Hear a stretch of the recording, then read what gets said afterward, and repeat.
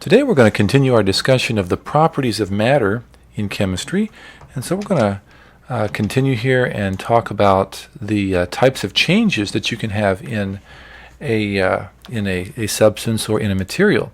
And the first type that we're going to look at today are physical changes. And so a physical change is just the change in the state or the appearance of a material. And so, for example, if I take a piece of paper and I just tear it up, well, tearing paper is a good example of just the changing the appearance of an object. So that's a physical change. Or likewise, if I take water and I freeze it, or I take water and I boil it, see, those are changes of state. And so those are considered physical changes. Now, we call those physical changes because we're not actually changing the chemical makeup or the chemical identity of an object. So those are just physical. On the other hand, a chemical change is a change in the identity of a substance, or usually called a chemical reaction. So for example, I mentioned earlier tearing up the paper, that's a physical change. Well, can you imagine what a chemical change would be for that? It might be burning the paper. So burning something or reacting it in acid, those would be chemical changes. And so you need to be able to identify the difference between physical changes and chemical changes. Also, we have physical properties. Now, when you have a substance or an object, well, sometimes you want to describe it or talk about that object. Physical properties are the characteristics or the properties of a substance that can be observed without a chemical change. And for example, if you want to talk about the color of something or the size or how much it weighs or what it smells like, its melting point, freezing point, these are all examples of physical properties. We use physical properties to identify substances all the time. For example, we could talk about an element.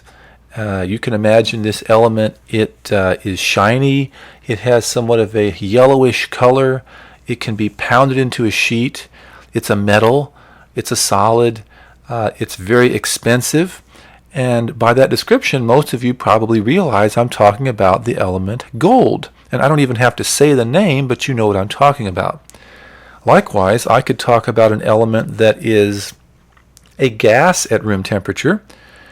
It is colorless, it's odorless, and it has a very low density. In fact, it has such a low density, it's used in balloons that float. Now, do you know what element I'm talking about? Well, based upon the physical properties, you may know I'm talking about helium. So you can identify a substance just based on its physical properties. So those are very useful. On the other hand, chemical properties are the characteristics of a substance that can only be observed if there's a chemical reaction or a chemical change. And so, for example, if I want to talk about something and how well it burns or how flammable it is, well, that is a chemical property. If I say that, for example, this element sodium, it blows up when you drop it into water, well, that's a designation of how reactive it is, and so that's a chemical property. So once again, you need to be able to differentiate between physical properties and chemical properties. That's an important ability. Now, I'd like to take a few minutes to talk about the three main states of matter. And the first one is a solid. And the main thing that you need to know about solids are that they are crystalline in structure. And so if you see something that's a crystal, maybe you've seen crystals of salt or crystals of quartz or some other sort of mineral, well, that's a good example of a solid. Also, something else we know about solids is that the molecules are very close to each other. And so if you wanted to draw a picture of that, well, the atoms or the molecules might be arranged kind of like this. They're very, very close to each other. And since they're crystalline, they're in a nice, orderly fashion, a nice, orderly pattern there. So that would be an example of a solid. Also, we also know that in a solid, the shape of a solid is fixed. And so if you take a solid like a metal or something like that, that's a solid at room temperature, the shape is fixed. It can't just start shape shifting into some other shape. Also, solids have a fixed volume, a constant volume. So that means if you have a solid like a metal, once again at room temperature, it's not going to start growing or shrinking. A solid has a volume that is fixed. It does not increase or decrease in volume. Now the next state of matter that you know about is a liquid. And we know that liquids have a tendency to flow. So liquids flow. And why do they flow? Well, that's because their atoms or their molecules are a little bit farther apart. And so since the atoms and molecules are a little bit farther apart than they are in a solid, well, they don't have that rigid structure that a solid would have. They're not crystalline. And so the molecules are free to move about one another. They can kind of slip and slide around each other. And so as you can see, a liquid takes the shape of its container. Liquids take the shape of their containers. And you know this because if you take water and pour it into a jug or a bottle, it takes the shape of that jug or the bottle. On the other hand, a liquid still has a fixed volume. That means if you take 1 liter or 1 gallon of a liquid and pour it into another container, it still has the same volume, 1 liter or 1 gallon, whatever the case may be. So the volume of a liquid does not change just because you pour it into a different container. The third state of matter that we know about is a gas. And gases, you know, the key word there for a gas is that the molecules are independent of each other. They're independent. And so that means that the molecules are very far apart. So if I were to draw a picture of a gas, it would be something like this. The molecules are, in fact, are so far apart they almost don't have anything to do with each other. They're so far apart, they're moving around, they move around pretty much randomly, they bump into each other occasionally. And a gas will take the shape of its container, much like a liquid will. However, notice that a gas will also take the volume of its container. So that means that a gas can expand or contract, so you can compress a gas as well, according to the container. So it expands or it contracts to fit the container it happens to be in. And so that's why gases are compressible. You can push those molecules closer to each other if you want to, because they have all that space in between. You can do that because of the properties of a gas. And so those are the 3 main states of matter. There are other states of matter, but we'll learn about those in the future. I'd like for us to take a few moments to finish here with chemical reactions. Now, if you take a chemical reaction, here is a sentence that describes a chemical reaction. And it says we have aluminum metal and iron 3 oxide. They combine to yield molten iron metal and aluminum oxide. So that is a reaction. That's a reaction that takes place in real life. At some point in the semester, I'm going to show you this reaction, and that is a correct reaction. There's nothing wrong with writing a reaction like that. However, you might notice it takes quite a bit of time to write that equation or that sentence down. It would be nice if we had a shorthand, some sort of an abbreviation that would help us to write this out that would be shorter.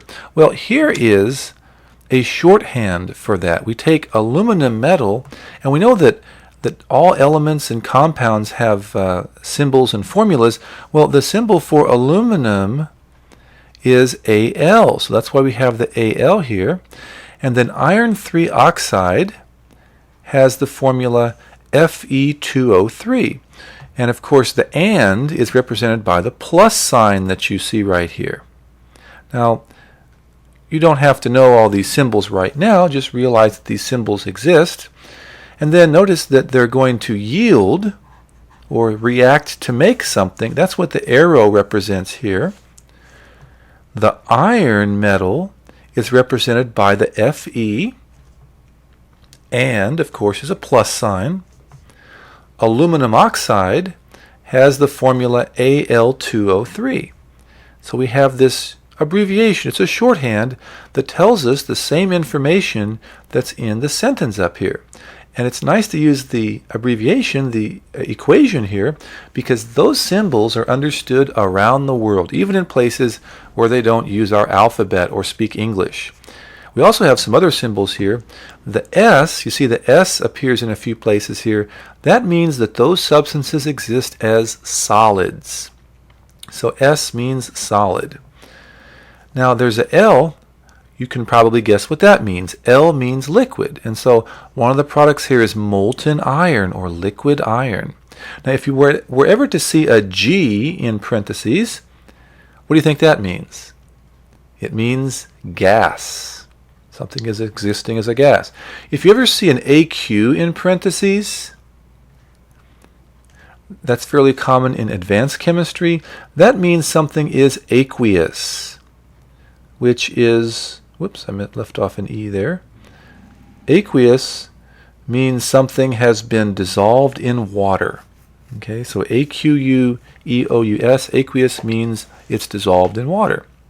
So those are some other symbols that you see. Occasionally, you may see some other symbols as well. We'll talk about those in a minute. The elements and compounds that you have before the reaction are called the reactants. The reactants are always written on the left side of the arrow in a chemical reaction. Those are like the ingredients. If you're making a cake, the reactants or the ingredients would be the milk and the eggs and the flour and the sugar, all those other things. On the other hand, notice the products are on the right side of the arrow.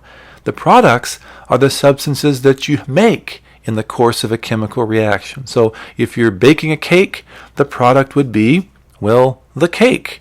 In this case, the products are iron and the aluminum oxide, the Al2O3.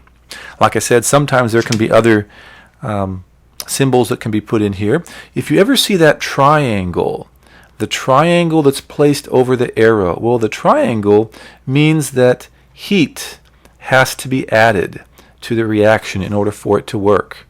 And likewise, if you see an arrow that has a lightning bolt over it, that means that it is an electrolysis reaction. Or in other words, you have to add electricity in order for the reaction to work. And if you ever see an arrow that has a chemical symbol over it, like, I'll use PT as an example because that's kind of common. That means that that element, PT in that case is platinum.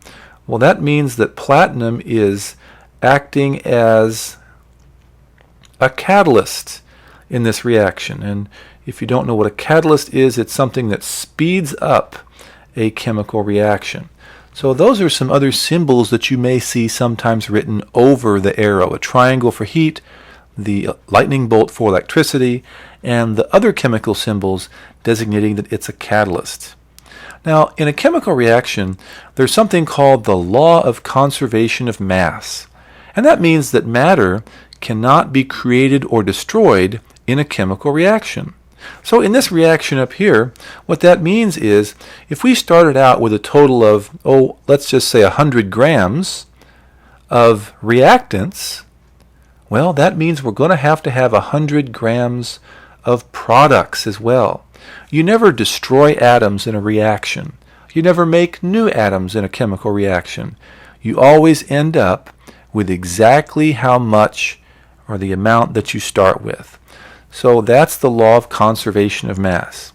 Well, that brings our discussion of chemical reactions and the properties of matter to a conclusion. Now you can work on your assignment.